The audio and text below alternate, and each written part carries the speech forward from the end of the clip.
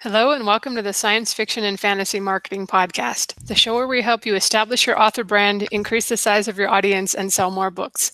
I'm Lindsay Baroker, and I'm here with my two co-hosts. I'm Jeff Poole. And I'm Joe Lalo. And it's just going to be the three of us this week. We're going to be chatting about kind of the specific things you should be doing to market and publish your books if you're a newer author or getting ready to become a new author. I had a nice coffee date last week with a gal from Sedona who is about to publish her first book. Maybe she was thinking of doing the rapid release stuff. And it just kind of reminded me that a lot of you guys are kind of in that first, second, third book area, and probably as great as it is to hear about our 50th book that we're publishing, or, maybe we should focus on how it is when you're getting started and try to offer some decent advice on that. So I've got a bunch of questions here from Twitter regarding, for newer authors, and then also questions that I came up with on my own because I'm special like that. Before we jump in, do you guys have any news you would like to share? Or it helps if I unmute the thing. Go ahead, Joe. All right. I haven't had too much happen since the last Just Us episode, which was not too long ago. I've been doing weekly short stories, which are voted on by the readers. And two of them got off the rails and are now novellas, or at least will be. One of them I will finish today. The other one I will finish next week. So both of those will be turned into epics, right? Well, no. They were supposed to be 5,000 to 8,000 words. One of them will end up being 30,000 words. I don't know how long the other one will end up being. Point is, it took me a surprisingly long amount of time. I was staying within the 5,000 to 8,000 mark for the other ones. It took 9 of these stories before one of them completely exploded. So that's nice, but you're only off by 22,000. Well, that's not too bad. Just a multiple. But that's nice though, because it means I might actually release that one. I was planning again. I was probably going to do these as like monthly Patreon things and then release them eventually. But I wasn't sure how I was going to package them for release. Like, were they just going to be tie-ins with other collections, or was I going to make a short story collection, which is hard to market? But if enough of them turn into novellas, then I can just sell them as novellas, and that's much easier. Have you actually started Patreon, or are you just no? Okay. I technically have a like the Patreon account is like in the process of being made, but I sort of abandoned it 6 months ago when I realized I started putting one together when they made that change that would have screwed over people who only donate $1. When they passed the fees over to the subscriber, and therefore $1 subscription would cost $1.30 to the customer. And $1 was the subscription I was aiming for, since I'd be giving monthly short stories. So I sort of abandoned it back then. So I haven't started it yet. We'll see.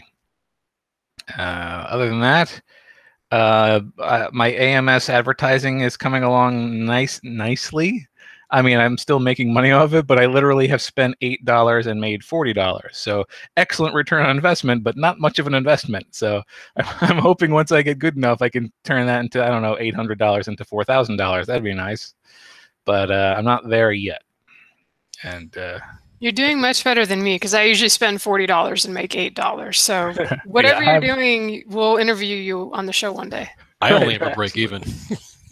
Yeah, I'll tell you what I did, but so far it seems like it's one of those where it's like, well, this worked for this one, let me try that again, and nope, just that one works. So I gotta dissect it once it's finished and figure out what made it tick. But yeah, at the very least, I'm not spending more than I'm making, which is better than I've usually done in advertising. And that's it for my news. Let's see here. As for mine's pretty much the same as Joe. I don't have too much new to offer here. My third audiobook is out, and now the guy is actually started producing the fourth. It's amazing how fast he's going through these things. Hard at work on my third volume of my latest fantasy trilogy. That's the last one that people are already giving me the cautionary finger saying you need to finish this. No skipping to another series. So I was planning on going with the mystery, but I got vetoed. So let's see here. Let's see. We putting together another box set for one of my fantasy series for later this month. Well, I'll release at the end of this month. That way I have something coming out this month. That way I'm going to try to have at least something coming out every single month. That way I can keep my name out there. That's pretty much it for me. I'm going to jump to the end of the question, since Cookie Brain has one specifically for you, Jeff. Oh, love the name, by the way. I think it was, she needs the date of the next Corgi mystery novel, when it will be released. If things go well, it's going to be released probably in fall. I would say end of October, somewhere around there. All right. They're shorter than the fantasies. They're a lot quicker to write, so I should be able to get it out there fairly soon. I don't know if that's acceptable, but you better. Sorry, I know the mystery. It usually goes fantasy mystery, just to keep things fresh there. But I kind of put another cliffhanger in one of the fantasies there, and my wife sagely advised me you might want to finish this, or you're going to get crucified in the reviews again. So I'm sorry, Corgi is pushed just a little bit. All right. Well, not too much news for me since we just chatted a couple weeks ago, but I'm getting ready to finish posting chapters on my site of the first, I'm calling it a fantasy mystery series. It's probably going to market it as romantic fantasy since there is a love interest over the course of the story. And as we know now that we had Alex on from K-Lytics, that romantic fantasy category is less competitive than some of the other ones. So I was like, well, I can go with that. I can put a guy and a girl on the cover, no problem. So I'm about to finish that. I think it's hard to say how many people follow along because I just see post views on my site. Who knows if they're actually reading to the end, but one would think if you open up a page that says chapter 16, you're probably going to read it. So I've got like 1,500 people actually that have made it to almost the end. There's a few more chapters to go. And I'm going to ask folks on my newsletter to review it on the release day or release week. And maybe some of the people, even if they don't go on to buy it after reading it, maybe they can pop over to Amazon or Goodreads and leave a review. I mentioned last time that I had a really good month in June at Barnes & Noble. I was just trying to be encouraging to people that they're like, oh, Barnes & Noble's dying. That was actually my steady number 2. So it's possible to do okay there. I thought I would mention that Google Play has really come on strong for me this summer. It's gone from, because I've heard people I think on the Sell More Books show, they were like, nobody ever makes money on Google Play. And so I went in and checked, and I was that person who hadn't made any or hadn't I had screwed up the banking stuff, or they screwed up the banking stuff and then never told me about it. So I had like 2.5 years worth of earnings that I got paid all at once. So I like Google Play now. But in addition to that, the earnings have been going up, and I haven't been doing anything other than, the usual. You try to get some ads on your book ones every now and then. It's amazing. You have the same exact problem I had with Google Play. I screwed something up, and I got this notice from them saying, you have money here that's going to be given back to us if you don't claim it. I'm like, what? And looked, and I had one little thing wrong, and all of a sudden I got a huge payment from them. So right there with you. I like Google Play. I feel like it wasn't me, because I do, I've done this enough now with enough different vendors that I know to go in and verify the bank account and check for the dollar or whatever they deposit, and but because I don't use my Gmail address that's associated with it, I actually looked, and I don't think they'd emailed me. They were just like, we're keeping your money. But they did pay out, so that was good. But so I think it's worth putting your books up there if you're wide and you haven't yet. It is a little, their interface is a little different than the other ones, but it's, once you do it once, you're good. Make sure, and if you do use them, put your price for a couple dollars higher than your price everywhere else, because they'll discount it. And if you look around out there, there's some charts that actually show it's predictable how much they discount it. So if you want to be precise, it's something like 52% is the max they can do, or something like that. Right. So I just jack it up higher and don't worry too much if it's the exact amount. But I try to get it close so that people on Google aren't having to pay more money, because Google Play is weird. But so that's coming on for me, and hopefully for others. And apparently they're going to have audiobooks that are available there. I don't know, Joe, do you know more than I this? There's like a wait list you can get on. They do have audiobooks that are already available there. And I don't know about going direct through them, but I'm pretty sure Findaway Voices gets to them. And I know that the traditionally published stuff I've done gets to them. So you can get there already. And it's already available. And the thing that's special about the way Google Play does their audiobooks is that you can download them basically as the DRM-free MP3s. So if you're the kind of person who wants to listen to your audiobooks on something that can't get the Audible app, Google Play has another way to do that now. Yeah, that could make it a contender, because, I think a lot of people appreciate not being locked in like that, especially the more tech-savvy people that are bristle at constraints like the apps give you. So I'm going to be looking at that because I have just got my narrator finished the first book in the series that I'm posting on my website here. So, and I'm not going to click, exclusive. So I will be finally getting to explore Kobo and some of the other Let me options. ask you real quick, Lindsay. Daniel from the chat just popped up and says, how does that square with Amazon price matching? If by chance you release the audiobook at Google Play at the same time Amazon is there? Because I know those two, Google likes to undercut Amazon, and naturally Amazon likes to undercut everyone else too. Any ideas on that? I don't know on the audiobook, so I'll find out. But I think you're going to get to pick your price if you're going through like Findaway Voices or something. With the ebook thing, Amazon doesn't care if it's higher, so I just make sure it's either going to be the same or higher after they apply their discounts. You can get in trouble if they discount it to less than what Amazon is selling it for. You'll get a little nastygram eventually that says. Yeah, I usually with my Google stuff tack $1 onto it, because that way they automatically reduce it every single time, and that puts it a smidge below Amazon, but not enough to really do anything. And Amazon typically will price match anyway, so they're only losing a couple cents there. They might send you a letter because I've done that. They don't want to. They'll price match to 0 and not say anything, but they don't want to price match to like 198. If it's supposed to be 199. So you might hear from them. I'm sure I will. Last little bit of news for me is that with this new series, even though it's kind of a secondary world fantasy and I love illustrations, you guys know I have ongoing problems. Finding illustrators that can work as fast as I write is kind of the main thing. And I tend to be spur of the moment and don't plan things necessarily 6 months in advance. So I'm going with Photoshop covers on this one. But what's kind of cool is there's some sites out now that offer the same model in like 100 different poses. And some of them are in costumes for like historical stuff and fantasy stuff, and they're getting some sci-fi stuff. So that's been kind of my complaint with the Photoshop stuff. Some of it looks really good, but if you want to use the same, have a series with the same people all the way through, and the model on Shutterstock or whatever only has one pose that was usable, you were kind of out of luck. So the two sites that are doing this now that I found is Period Images, and I'll put the links in the show notes, and also Neostock. Neostock has less up so far, but they really seem to be catering to sci-fi fantasy people, so it's pretty cool. There's some steampunk stuff on there, like paranormal romance and some sci-fi outfits.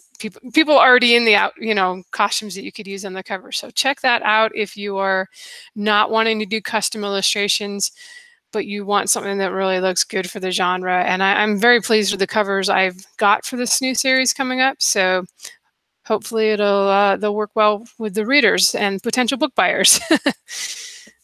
Alrighty, so we have a couple questions too from before that we didn't get to, so I'm going to throw these in before we start talking about our stuff specifically for newer authors. J.A. Gorgon has asked, have any of you guys moved to KDP print if you're on CreateSpace now? I have not. Since I'm going to be doing the re-release of Fallen Empire Rogue Derelict, which is pretty distinct from my other books because it's in Lindsay's setting.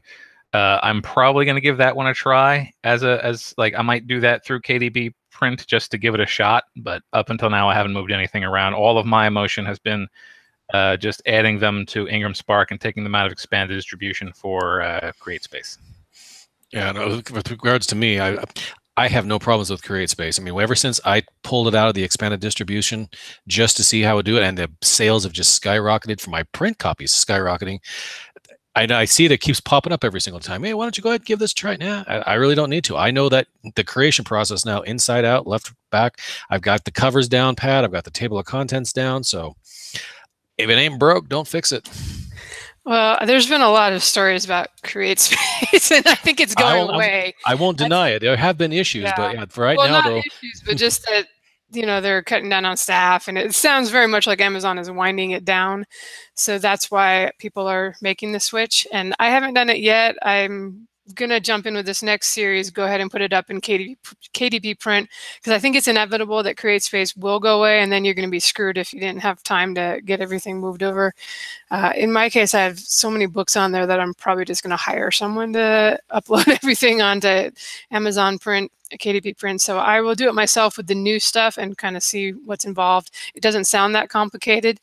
So it's not that I want to because I'm lazy, right? Why would I want to, like Jeff, it's working fine. I don't want to change it, but I don't want to be stuck where suddenly my paperbacks are not available because they just we're like, okay, it's our last week. Bye, guys. All right, next question, kind of a long one here, but I think a lot of people will be wondering this about going wide. Kevin Michael asks, he's been in KU for a while, or he had been, and now he wants to make it go wide because of all the band hammering going on in KU, KDP Select there. Since all three of you have books wide, I was looking for any pointers that don't involve just getting a BookBub. He has the perma-free first in series. He's done a few Kobo in-house promos.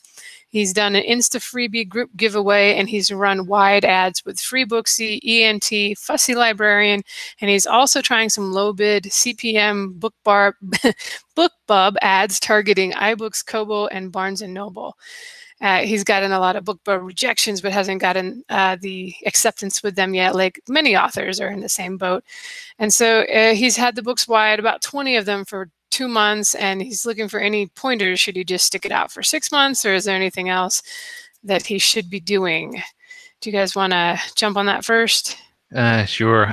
You have a fairly comprehensive list of things that I would have recommended that you do. So it's kind of tricky to give you additional advice. I would definitely recommend that you stick it out for more than just the 2 months. I mean, when I first got started, I got started wide. I got started wide at a time when it was a lot easier to get started.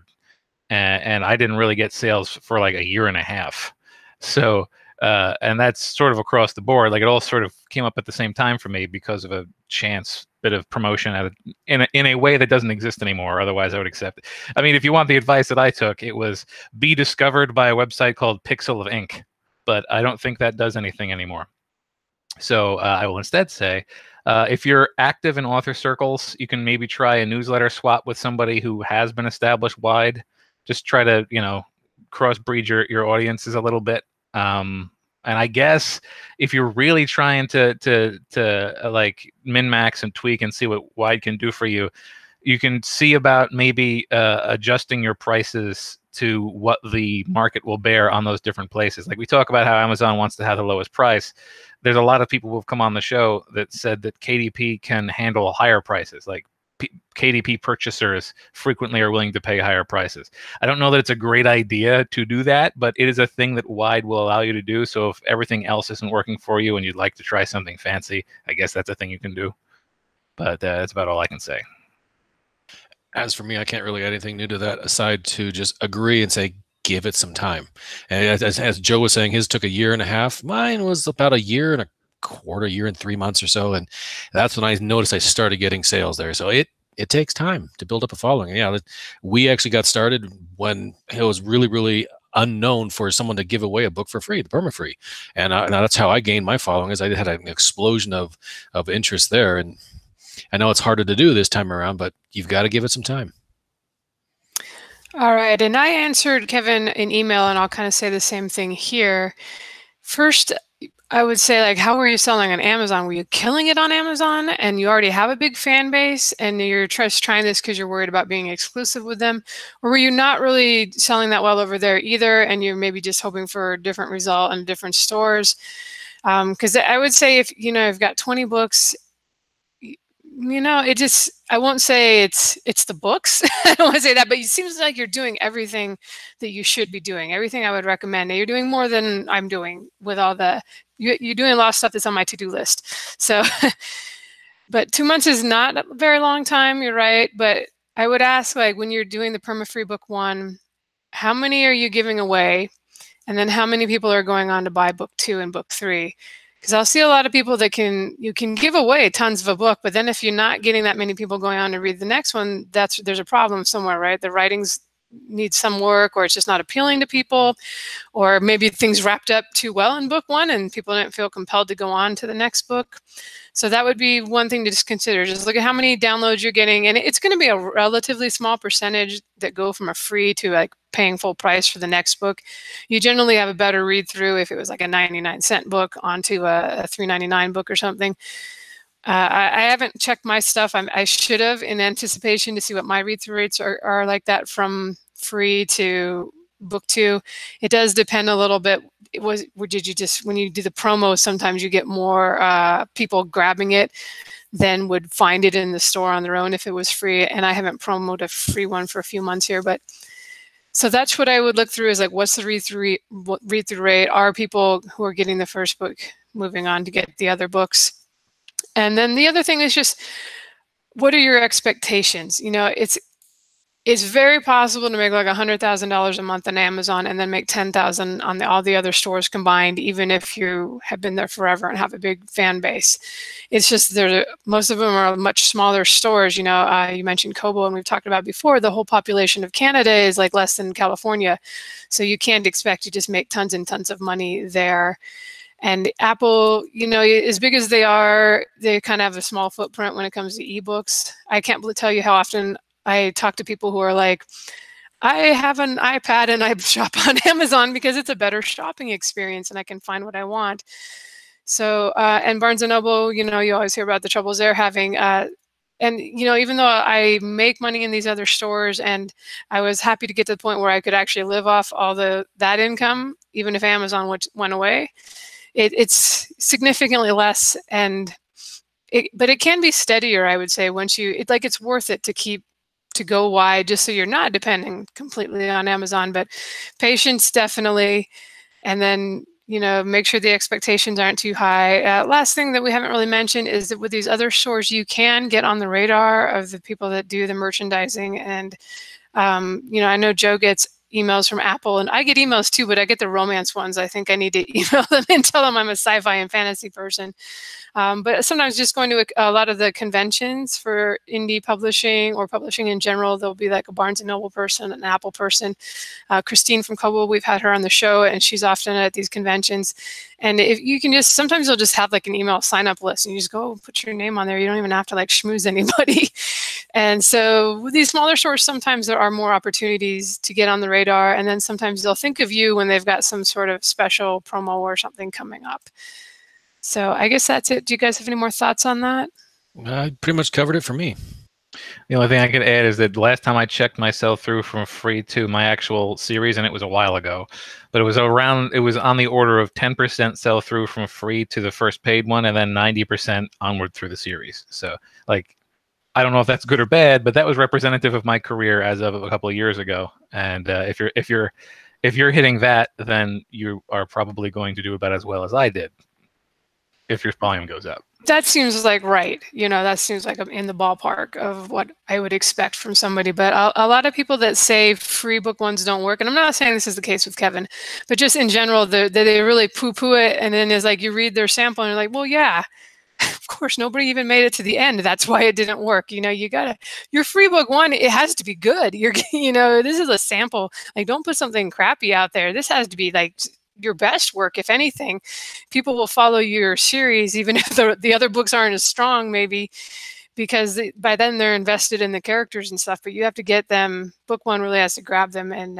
make them fall in love with the characters if you're doing a series of characters. And I won't say like my first book is the most brilliant thing ever, but you know, usually people who like characters, they like those characters, and those are the ones that go on to become fans. So anyway, moving on. Things specifically for newer authors that you may find useful. All right, so this is like the case for a lot of us, is like, what do you do when it comes to marketing when you just wrote the book you love and the book you wanted to write, and it wasn't to market, it wasn't like even it doesn't fall into any of like the subcategories on Amazon.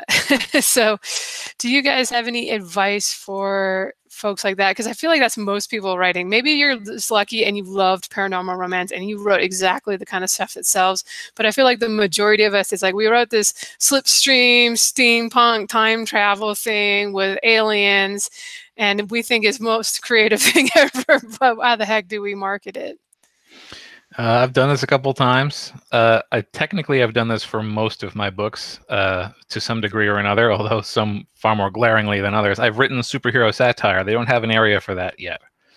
But Well, here's what I would say. First off, if you already have a fan base, you will sell to your fan base. Maybe not all of them, but there are going to be people who want to read your next book, regardless of what that book is. I would assume this is for people who are maybe don't have that You luxury. have no fans, Joe. No fans. No fans. So the other thing is, like, it's very hard to write a book that doesn't contain any of the elements that make other genres popular. So your book is probably going to have some romance in it, or if not that, it's probably going to have some element of mystery. And if not that, it's probably going to have some action or some humor. There are things that the market is looking for that are in your book. So while you may not be able to find a genre that describes them as such, your ad copy and your blurbs can both highlight those elements. Like, this has got an intriguing story and, you know, fun characters and blah blah blah.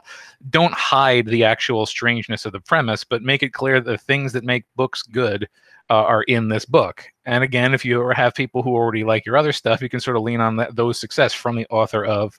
I used for a long time, my blurbs all started with, from the author of the Book of Deacon and the Big Sigma series comes blah blah blah blah blah. I don't do that anymore because I've been rewriting my blurbs. But like, yeah, your book is going to have stuff that people like because that's how you write books. So I would recommend, if you're going to have this problem and you feel like it's really holding you back, that you're not in a well-defined place, then lean on the stuff that is well-defined and that people are always looking for. With regards to me, I would be picking the genres that, as Joe was mentioning, is most closely adheres to the theme you've chosen in your book. My one caveat is just be careful. I mean, if, for example, if you have a scene in your book with a good-looking male character that's naturally shirtless, and you have several female characters swooning over them, and that's the only scene you have, that doesn't necessarily make it a romance. So if you classify it as a romance, then you can get shot in the reviews where people are like, this is supposed to be this, it's only one tiny thing. So just make sure you don't give anyone false hope. Oh, that's all you're going to say? I should have had myself unmuted. I was typing notes to myself.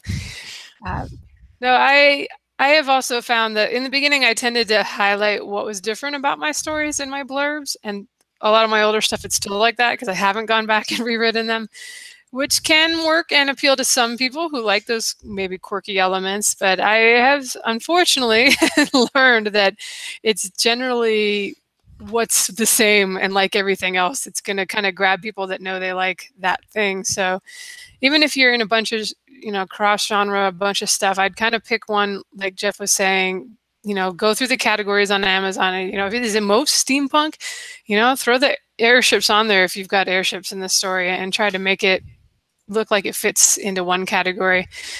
Where people get in trouble is they're like, well, the story has all these things in it, so I want them on the cover. You know, be careful with that. The more your cover looks like stuff that's popular and sells, the better it's probably going to do. I will say, too, that this is kind of the thing where, and a lot of my stuff is like this, too, so I understand, where doing the perma-free book one, once you have more out in the series, is probably going to be a good way to grab people, because people that wouldn't buy something because it doesn't sound quite to their taste, we're like, yeah, well, it's free, the cover's cool, I'll give it a try. So you'll get more people trying it that way. And even if you don't, if you only have one novel and you're not ready to do perma-free, write some bonus content. You know, the free novella that explains something cool about it, or just a side story that really highlights some of the characters, and give that stuff away to give people a taste of your writing. I've mentioned before that even if your stuff is actually, if your stuff is not to market, sometimes that can be a strength because people can't find anything like it out there. And they may not know it yet, but you may be exactly what they love. And once you get those folks that really do connect with the kind of the thing you're writing, they're going to be really loyal fans. So, and that's something you sometimes don't get with the stuff that the people that are just like, I will read anything with vampires, you know. You want fans that only want to read the stuff you like, and, you know, whatever, there are other 8 favorite authors that also fall into that category of a little quirky, a little out there. So it's not necessarily a weakness to have written something different. It's just accept that it's probably going to be harder to market. And it might be frustrating because you'll see another author that started the same time as you and has happened to kind of, you know, get the popular thing that's going right now and they're killing it, and you're just frustrated because you don't get the sales. But just work on gradually growing a fan base. And like I said, you'll get there over time. And that, you know, maybe your next series you'll try a little more to market, or at least it's solidly in one category. If it appeals to you, it doesn't have to be the case. All right, moving on. Next question is just, how do you find a good editor as an independent when you're self-publishing? I will say again, my journey was a little bit different because of how long ago I started. But my first editor was named Claudette Cruz, and I believe she's still working. So if you give her a search, she might be available. She was actually a reader who discovered my, at the time, unedited first novel and offered to clean it up, and I hired her to do so. Then there used to be a site called Predators and Editors, and it is sort of defunct now. Last I checked, which was just a few days ago, it looks like someone else tried to take it over, and it might be on its way back. That was a community-maintained thing that was just basically, here's the name of an editor, here's some stuff they did, and were they any good? And it also had it for agents and stuff. It was super duper useful, but it went away. I hope it comes back. That's where I found Anna Genoese, who continues to do editing for me. And then my other editor I found just because we were both nominated for some blog award for best sci-fi, which we lost to Hugh Howey, because of course we would. And but we ended up working together, and I discovered that she was an editor, and I started working with her. That's Tammy Salyer. And I will say that Tammy Salyer does great work, but she's also booked basically until both of us die. So if you can get it on her calendar, good for you, but I'm having trouble because she's good.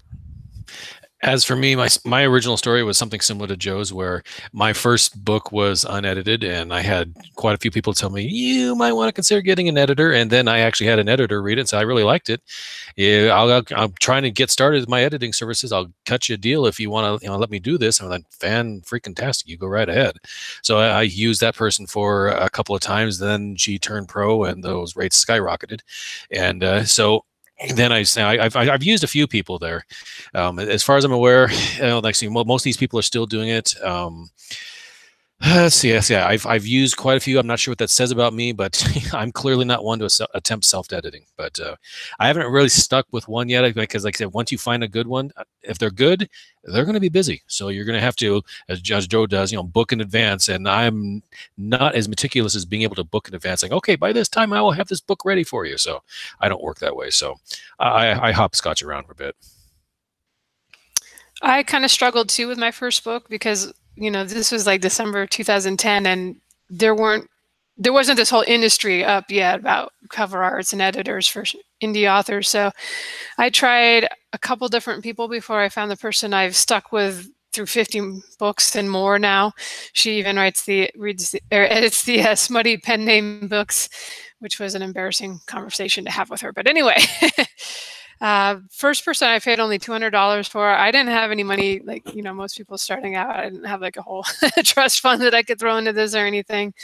And it was horrible. I think I've told this story before on here, so I'll just keep it brief. But the person was an English teacher and said that's why I went with them. And they did something weird and put semicolons in every single dialogue punctuation thing all throughout the whole manuscript. And I just was looking at this like, this is completely unusable. I'm not going to sit here and reject this for however many thousands of dialogue tags are on there.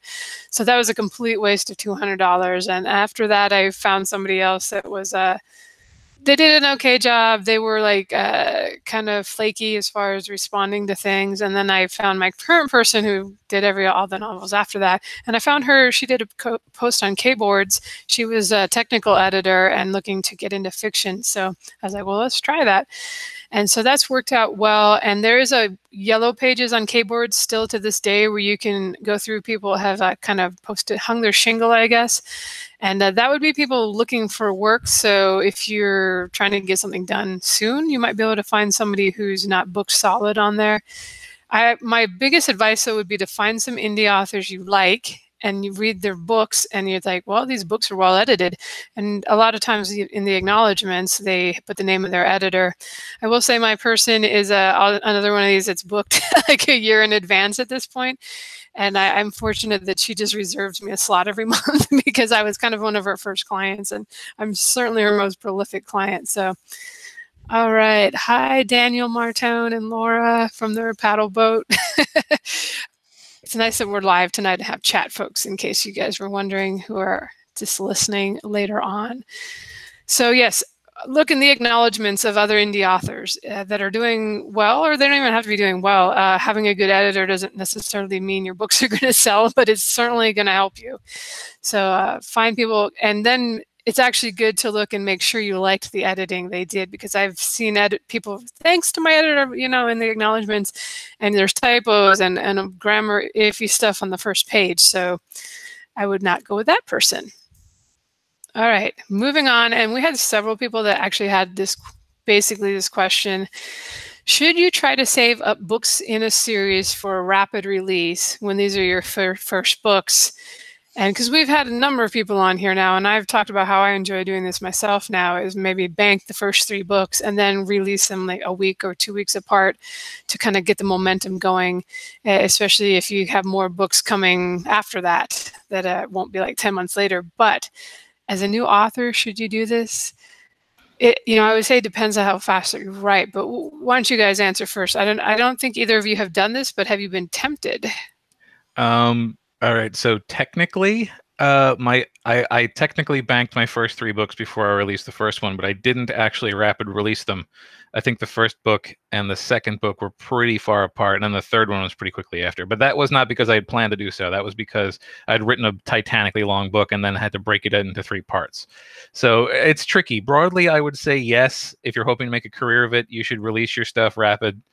But if it's your first books, you're just starting out, you don't really know the ropes yet, you're not really sure how your book is, I feel like just to familiarize yourself with the process, you should probably put out a book sort of by itself, put out a first book, and sort of learn before you actually do a rapid release, particularly because if you're just starting off and you're going to wait till you have 3 books written, when you're first starting off and it's not your main focus, it might take you 3 years to write a book, and now you're going to wait a decade before you get started. So if it comes down to getting started or not getting started, then get started. Ideally, a rapid fire launch is a great way to build up steam. I can't say I ever did it, because when I released my first book, like Joe was mentioning, it can take some of us a good long while to write.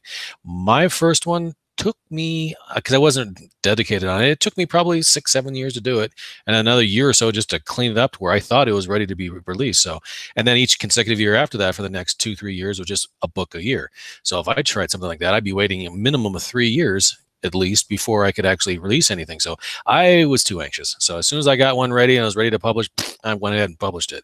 But granted, I do think, if you can, go ahead and sit on it until you're ready to release it, like say 1 a month for 3 months straight or whatnot. But no, that wasn't for me. I didn't even have any plans to do it, and sadly, I still don't. That's just me. As Joe said, if it's going to take 3 years for you to write those 3 books, I probably wouldn't wait. I'd just put the first one out there.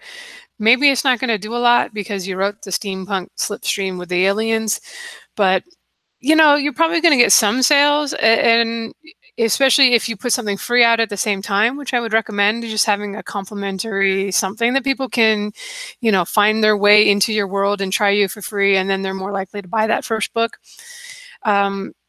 I would just, I wouldn't, you don't know what the market's gonna be like in 3 years, or even 2 years. So waiting, may be more competitive then. There's nothing wrong with kind of slowly gathering a fan base. On the other hand, if you are very prolific and you think you can write 3 novels in like the next 6 months and be ready to go, then there's certainly advantages to being out there, especially if you do have a little money to spend on your launch, or you've kind of already been on Instagram or Facebook and built up a following with whatever YouTube, whatever you've been doing for the last 2 years while you've been mastering writing. Then if you have some resources to throw at a launch, that's kind of when the 3-book thing is going to be easier. But if you don't know, like me, I didn't know anybody. I put my book out there and nobody bought it. Even my parents are not into sci-fi and fantasy, so they didn't buy it. So there was no point in me doing that when I first got started, because I just had to very slowly figure things out and kind of, try to get reviews out there. And it was a very slow process, and that's okay. If you're But like I said, if you're coming out of like a journalism background or something like that, or you've been ghostwriting other people's novels for the last 5 years and you're super practiced, it can write good novels quickly, by all means, use that to your advantage and try to get that momentum going. All right, Lindsay, I got to ask you real quick. You say your parents aren't a fan of sci-fi and fantasy, but did you guilt them into buying one anyways? No, nobody Seriously? I knew bought my books. I didn't even try to get anybody I knew to buy my books. I went on Kboards and was like, "Does anybody want to buy my books?" Which now I think somebody immediately jumped on me and was like, "You loser! Don't try to sell your books here." I'm like, "But how do I buy? Oh, with how do no I sell the books?" self-promoting allowed here. Go away. So yeah, I started at the bottom, guys.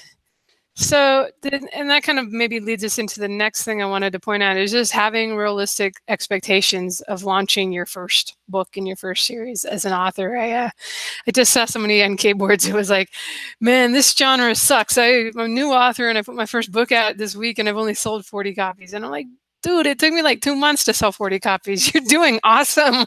What are you complaining about?" And I think there's so many success stories out there. And if you're in some of those Facebook groups where people post their book report, like, "Oh yeah, I made 50,000 this month," it can be a little discouraging if that doesn't happen to you. But it's something to shoot for, and just you can have goals in the future. But most people are not going to have a whole bunch of success with their first book, and that's perfectly normal. So do you guys have any thoughts on expectations? Did you have low expectations when you got started? Because I was just hoping to I thought eventually if I had enough books, maybe this could become the day job, but I wasn't expecting it to happen anytime soon. My expectations for basically anything that I'm in control of are always extremely low. And for the first year, I met those low expectations.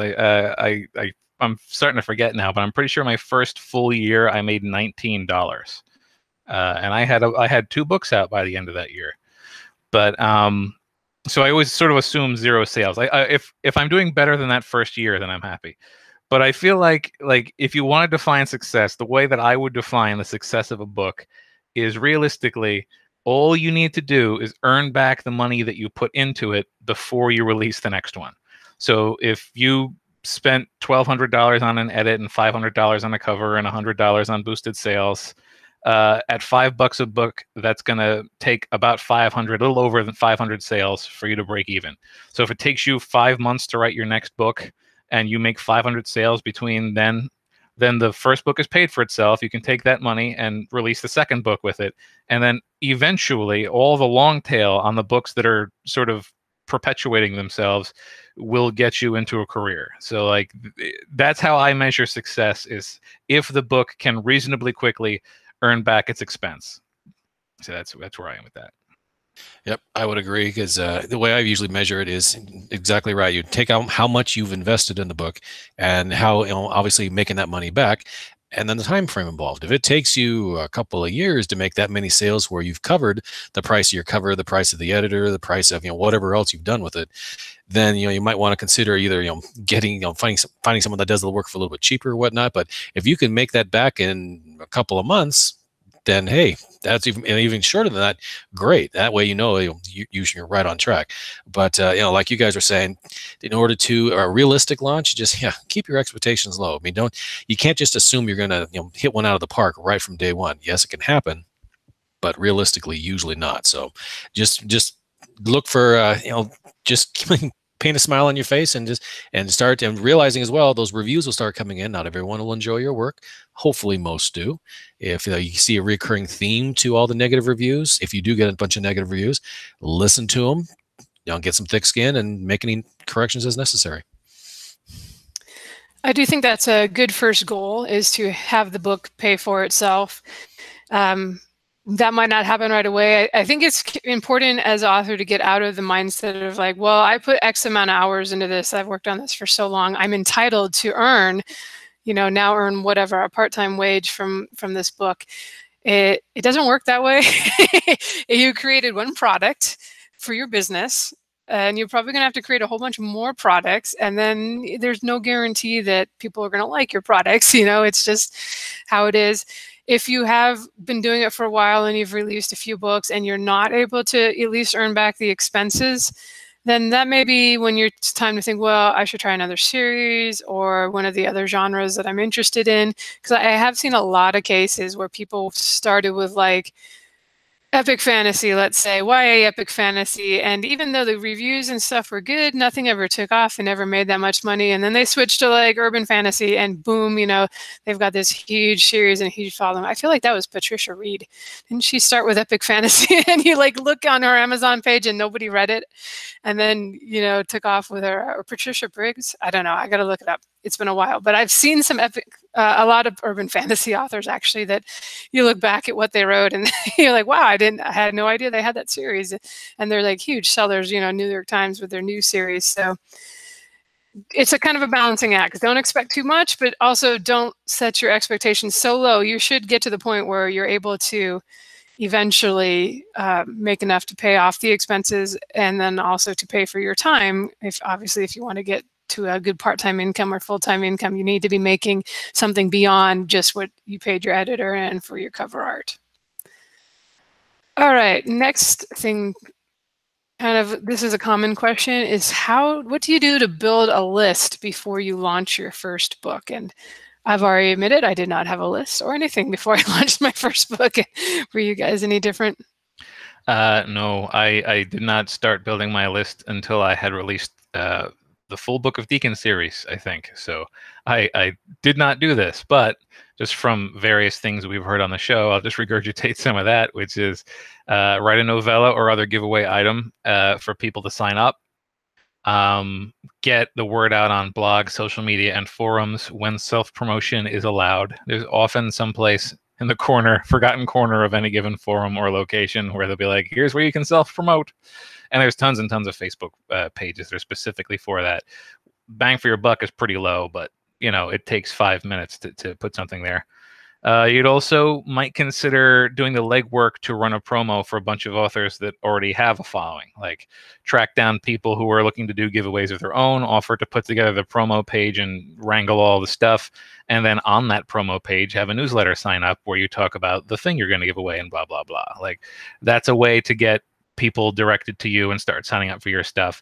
I would advise against just doing the giveaway and then having your, requiring them to join your newsletter to get the giveaway items, because that's I think explicitly disallowed. If it should be opt-in for everything. So I would say, but that's the thing you might be able to do is if nothing else, offering to do the work for a group of people who are already where you want to be can sometimes put the leg in the door. But don't spend all your time doing that, because there's dangers in doing work for free for people you'll get taken advantage of. But that's my recommendation.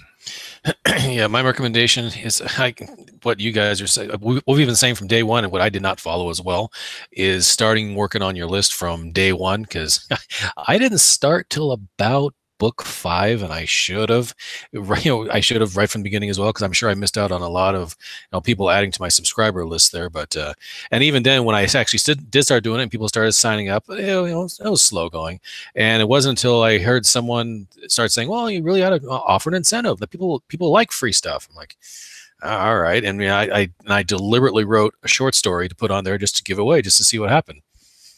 Exploded with people trying to sign up for this thing, because hey, everyone likes something free. So, and then there are times too, I also do something like, every once in a while I'll place an order with my stuff at, what do I have it at? Cafe Press, I think it is, and get some hats, get some refrigerator magnets and just stuff like that, and give those away, and people love them. So that's typically what I do in order to to build your list, especially when you're getting ready to launch, because obviously the more people you have on your list, the more chances you are in pre-selling your book. So for me, I can't stress enough, especially if you're a new author, start collecting email addresses. If it was me starting from scratch, I would, as we were talking about, just go ahead and write some bonus stuff at the same time as I was working on book 1.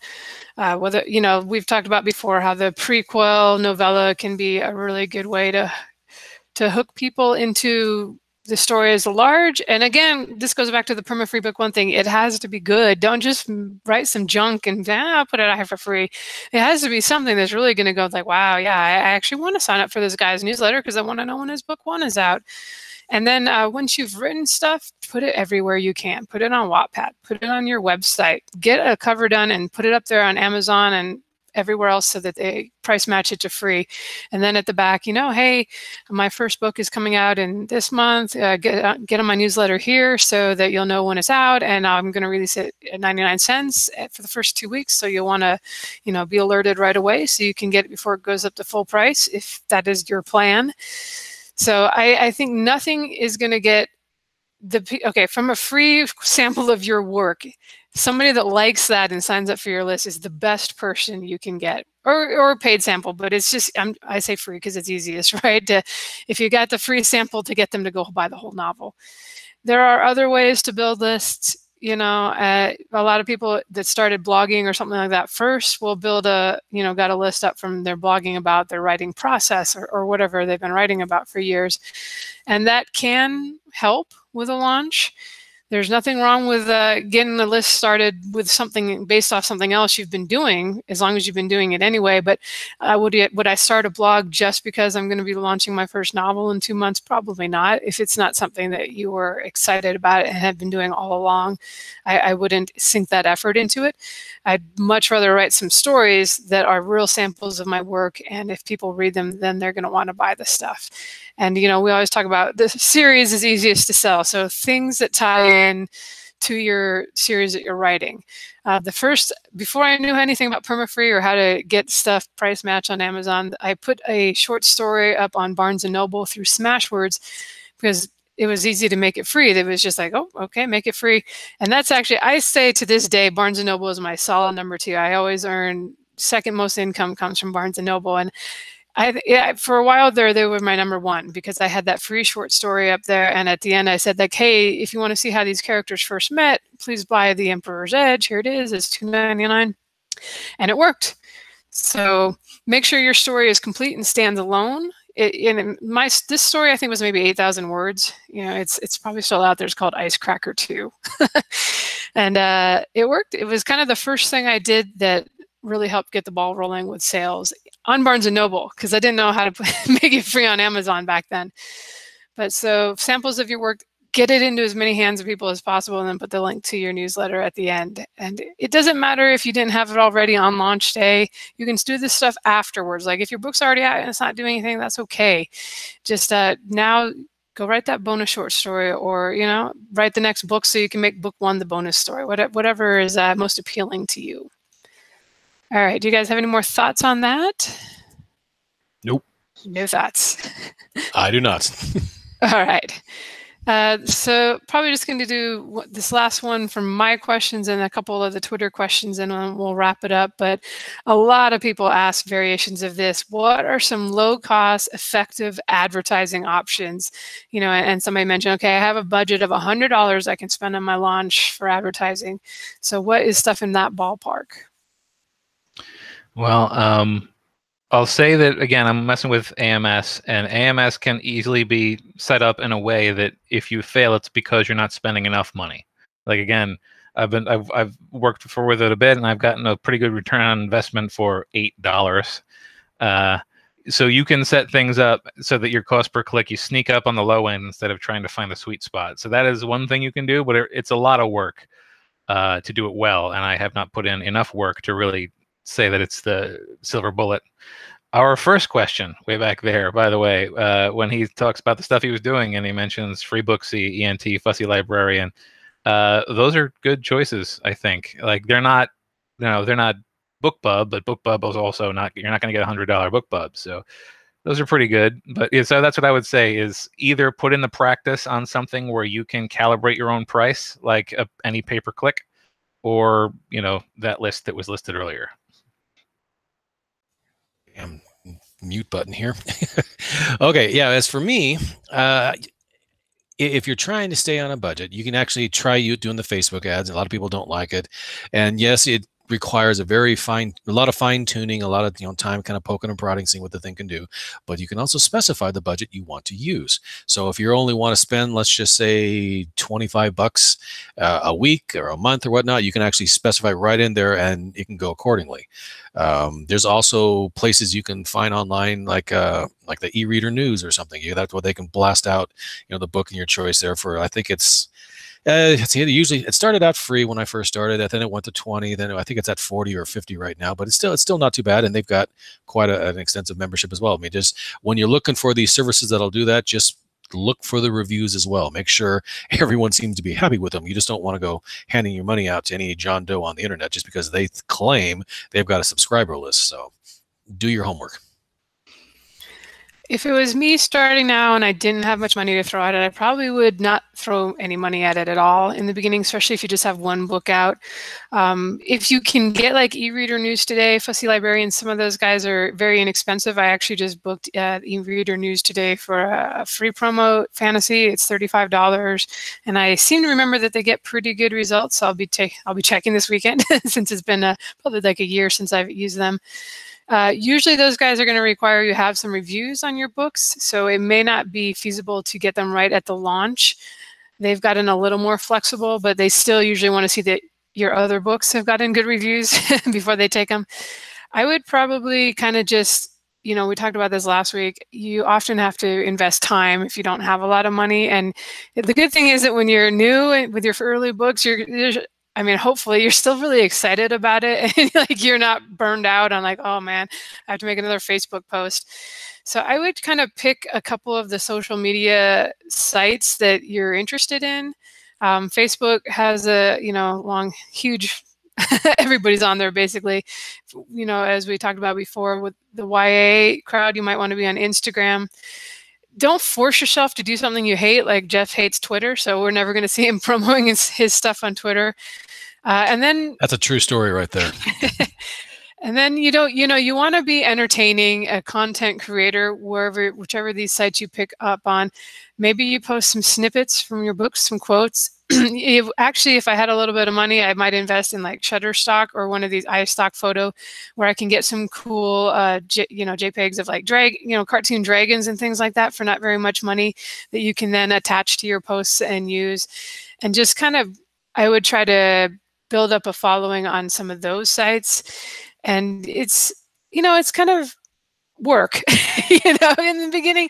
And that's why I almost want to say, like, just write some more books before you even try worrying about this stuff, because you can put a lot of time in, and then the most you can earn, let's say you can earn $2 if somebody buys your book that's $2.99 or $3.99. So a lot of this stuff gets more worthwhile once you have a bigger backlist. If you got 8 books in the series, that's when I would consider spending my money on the pay-per-click stuff. That's pretty expensive to do early on. Maybe I would boost a Facebook post if I had like a few followers. Facebook is nice because you can target the demographic really closely. You can go in and say, like, I only want people that are interested in X author that are female between the ages of 35 and 55.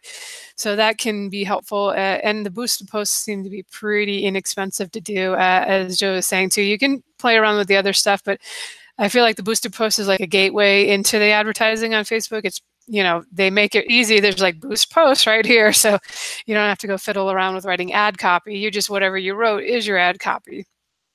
So yeah, I would try to be like entertaining and put out really cool content, and just consistency. I know we have like a launch coming up next week. So you're like, I'm going to throw 8 hours a day into Facebook and, try to put up all this stuff and get a following so that when the book comes out, they'll buy it. You're going to, be rewarded a lot more if you spend 6 months every day. You put something out there that's, not just Me Too stuff, not just junk. Go find some news that's happening related to your genre. I love posting snippets. The readers seem to like it too. You keep it short and entertaining, and if they just see, oh, there's that dialogue's kind of fun, maybe somebody will check it out. And then again, if you have the free bonus stuff we've been talking about, just link to that. And nobody really objects to advertising free stuff. Like it becomes different when you're asking for $5. So. All right, those are my rambling thoughts on low-cost advertising. So let us do a couple questions from Twitter before we wrap up for the day. Rue asks, what do you do for marketing if you're shy? And I just grabbed these questions right before the show, so the guys haven't had time to ponder these. Do you want to jump in, or do you want me to answer first, since that's me? I would just say real quick that if you're shy, just bear in mind, whenever you release a story, you're essentially bearing your soul to the world. So I don't know how you're going to plan on handling reviews when they come in, because inevitably you're always going to get, a good and a bad review there. So just, you need to grow thick skin, big time. I would say the way you handle marketing if you're shy, and contrary to popular belief, I'm pretty shy.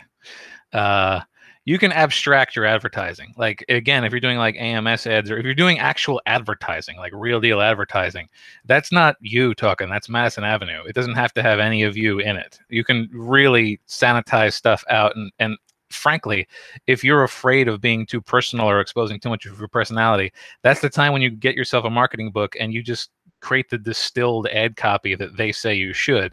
The thing that always concerns me is that, when I advertise, it feels impersonal if I start following formulas and stuff like that. But if you're shy and you don't want any personality in there, it's a spectacular opportunity to do things by the book.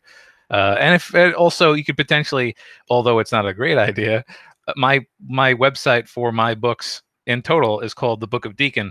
You can sort of, again, you should be selling yourself as an author, but if you want to, you can sort of hide behind the book or the series and just speak from that without sort of as an abstraction, not as yourself. Yeah, if you can kind of make a separate entity that is not you, it's you, but it's not tied back to you. It doesn't seem like you. One way to do that is on Facebook. You can create a page that is not, it's tied to your personal account, but nobody can tell. And we've actually had folks recommend, I think the Facebook Help My Facebook Ads Suck interview was kind of recommending you do that. And then you can put in, you might still feel silly doing it, but it's easier than if it's on your own personal page with your name attached.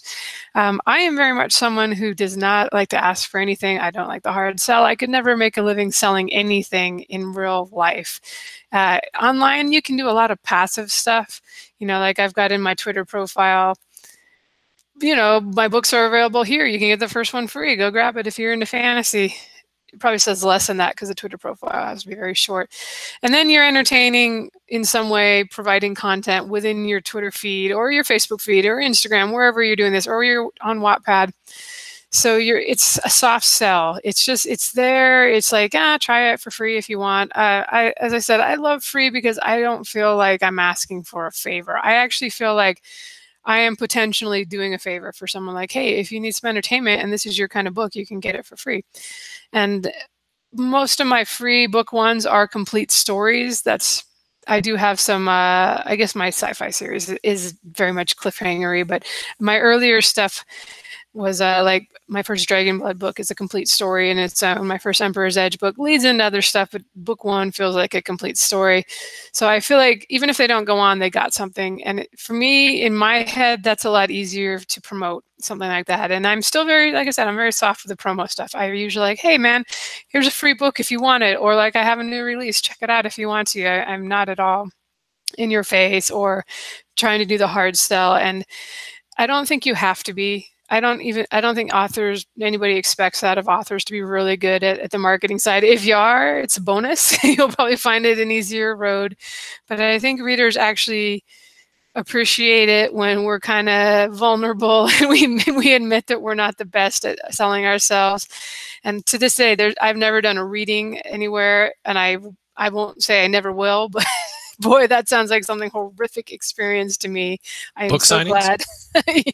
Book signings where you do a reading, like I'd be okay signing stuff, but reading from my book, like my whole head would be like, who's going to give about this? Who wants to listen to this? How bored do you have to be tortured here in the Barnes & Noble by this author? Have you ever done a book signing? No. So, okay, good. I'm in the same spot because I always have people, yeah, you should go. I've had the bookstores here. Would you like to do a book signing? And me right, point blank. Would you think less of me if I say no? I haven't for any of my other books, and I don't want to break my record so far, so not for me.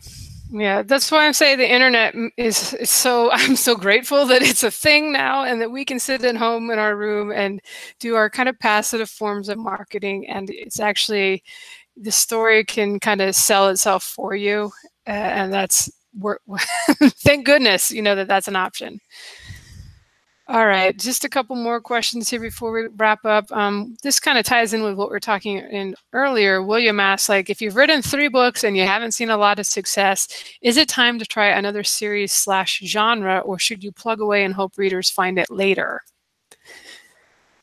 I think, you know, if you're enjoying writing, and again, if you want, a lot of these questions are different if you want it to be a career or just sort of a side thing. Like, if you want to start making money, enough money to live right away, then 3 books is probably long enough to know whether or not a series is going to sell.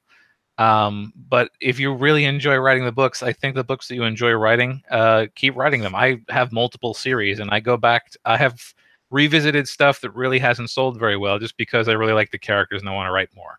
So 3 books is enough, but don't abandon a series just because it's not selling well if it's the kind of series you like writing. Yeah, I couldn't agree more. Is this, if you start a series, at least see it through. I mean, like, give it a good, most series, like say, it's a considered series if you've got at least 3 books in there. And if, let's just say, as they're saying, it doesn't really sell that well, okay, well, don't write it off. Pun intended. Don't write it off. Just push it to the side and just start something else there, because you never know. You might, what I've noticed with, since I've got a number of series now, is when I'm working on one series, why is it whenever I'm starting work on one series, all of a sudden inspiration strikes for one of the other series? I'm like, yeah, dang it, now I got to finish this one so I can jump to that one because now I've got some good ideas here. So yeah, at least 3 books into the series. After 3 books, if they're not selling, I would, before abandoning it, I would like get some advice from other authors, other people in the genre. Like, say, like, hey man, are my covers, are they on point, or should I redo these covers? You know, are the blurbs good, or, you know, and then are the books any good? Check out the samples. What do you think? So I would get some objective advice from other people before abandoning it. If you've already done that, maybe already considered kind of a small relaunch and it didn't do anything, yeah, try it. Like I was saying earlier, sometimes you just jump to a genre that's got more potential, or that you have an idea that's maybe a little more to the popular tropes, a little more to market. It could be the thing that makes it for you. I mean, it might not, but I've certainly, like I said, I've seen people switch things and things take off. And then you can always continue, you can finish the other one, you know, and maybe you'll do an installment in that one once a year, and then an installment, you know, a couple installments a year in the thing that's proven itself to be more popular. I will say, do not write like 12 books in a series that's not selling, unless it's just your passion project and you don't care if anybody ever reads it. I always kind of roll my eyes when people say that quote about like insanity being, the definition of insanity is doing the same thing over and over again and expecting a different result, because everybody says that everywhere, but it's true. You know, you're not going to magically start getting a huge readership after you hit book 6 in a series if it hasn't been selling all along. Probably the flaw is back in book 1, because a lot of us as first authors, if we put our first book out there, it's not going to be very good. It's just how it is. There's very few people that write an amazing first novel. I think I abandoned 3 or 4 other ones before I finally finished what became my first book that I published. And even then it's sort of like, well, you know, I go back and look at it now and there's like, I cringe, I think, as many authors do when they look at the first thing that was published. So in order to do well, for a series to do well, book 1 has to be good enough to draw people in and make them care about the characters and want to keep reading. And so you don't want to be writing 10 books in something where book 1 was the weakest in the series. All right, Charles asks, what's the best way to get reviews on your first book? I asked for them.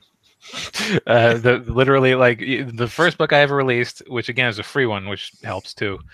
At the end, I didn't have a mailing list to ask people to join, so the only call to action I had in the back of my book was, if you like the book, please leave a review. And I got tons of reviews on that book, more reviews on that book than on any of my other books proportionately. So there's that. And although people are saying less so lately, like, I should say, it seems like it might be a little more dangerous these days, but giving books away for free in exchange for a review is probably still usable if done well. As for me, same story. I was getting a normal number of reviews, just a little on the low side.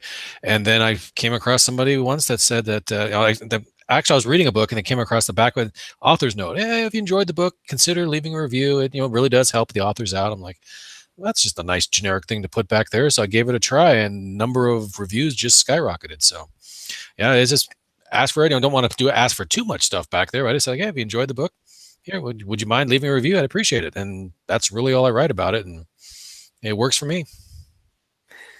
Yeah, you do need to be really careful right now. Amazon's cracking down on any kind of incentivized, like even offering the next book in the series, you probably can't do that. You can probably say, like, if you want to be on my review team, come onto my Facebook group and then just offer them the next book for free. And hopefully some will have reviewed the first book in order to get onto the, review team. And I would probably ask for the mailing list sign up at the back as my call to action, because once they're on your list, you can ask them for reviews when you send out an email, right? But I certainly have done that. We're just in the back of the book. I'm like, hey, if you want to leave a review, it really helps authors. And I've, on the books where I've done that, I've said this before, it ends up being like double the number of reviews. But you have to sell books in order for people to get to the back of the book to see your request. So that's where, if you have something free, yeah, and you don't have to make your first book permanently free, but you could run, if you do KDP Select, you get the 5 free days, a quarter, or whatever it is. So you can just make it free for a while, and then tie that in with some inexpensive promos, like maybe Fussy Librarian and some of the sites we've mentioned, to get people to read to the end so they can potentially leave a review.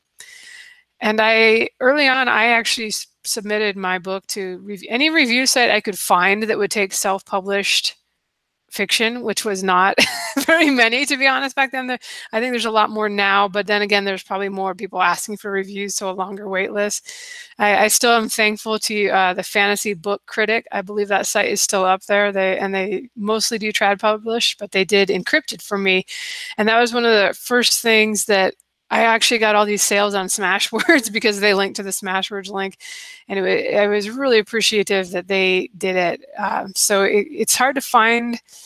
Maybe do it really early, like 6 months in advance if you have it ready. But and be patient. But some of those sites I think will still review books, and there's less stigma out there for self-published stuff now. So that at least is a plus.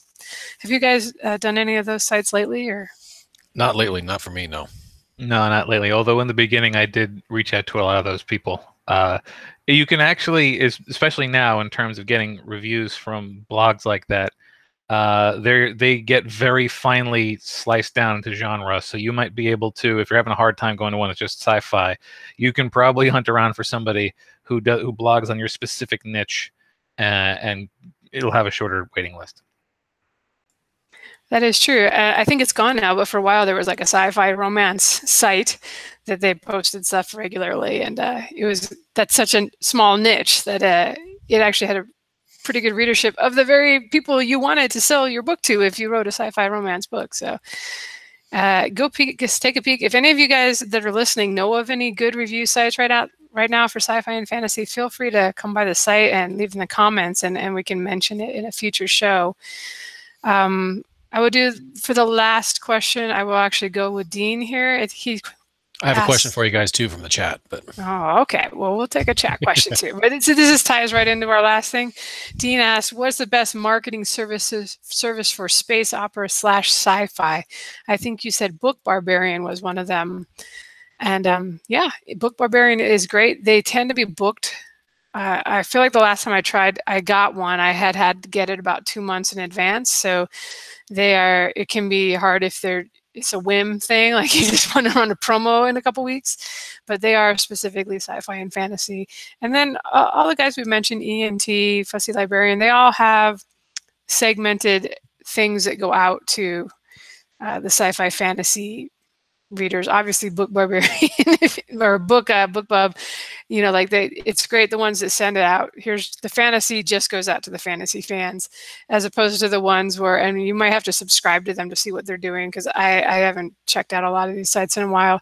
But the ones that just send out like, here's 50-99 books in all genres, are a lot less helpful. So do you guys have any thoughts on specifically advertising sci-fi, or what do you have, military No, space opera / sci-fi. Not my genre, so I can't answer that one. The only one I knew off the top of my head was Book Barbarian for specifics.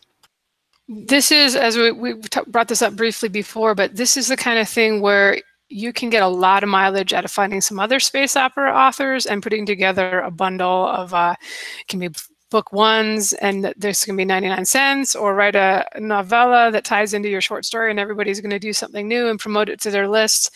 I've definitely seen these work where they'll take new authors, especially like Joe was talking about earlier. If you're willing to be the guy that puts together the set, or the girl, and kind of spearheads doing a bunch of the work, you can get some pretty big popular authors that will, if all they have to do is promote it to their list, that's pretty easy for them. And then here they've got a list of 10 or 20,000 people, and then your book is in there, and it ties in closely with your novella or whatever, ties in closely, same characters and stuff. And that can actually be some of the most, I still think those box sets like that are super effective as far as getting people in there, because you might get like 20, 30,000 people buying it at 99 cents because everybody in it is promoting it.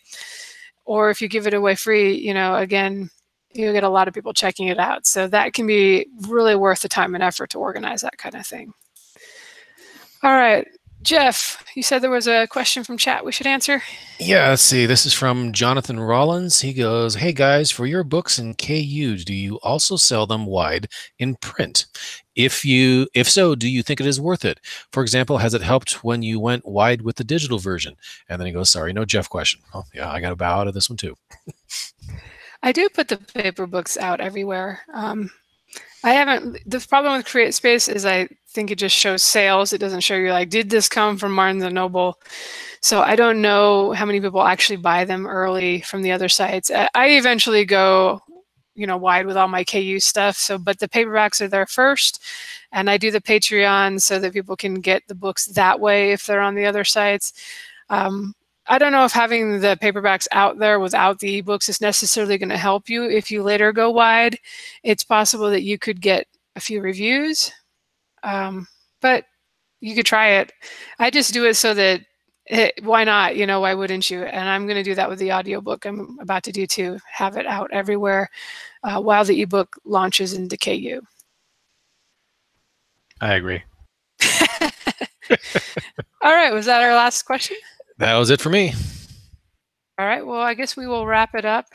And gosh, what is the show number? Are we up to 192 yet, guys? 193, I think it is. Oh, this is going to be 193. So come on by marketingsff.com. I'm going to put the links to those two Neostock and period images in there in case you're looking for stock art.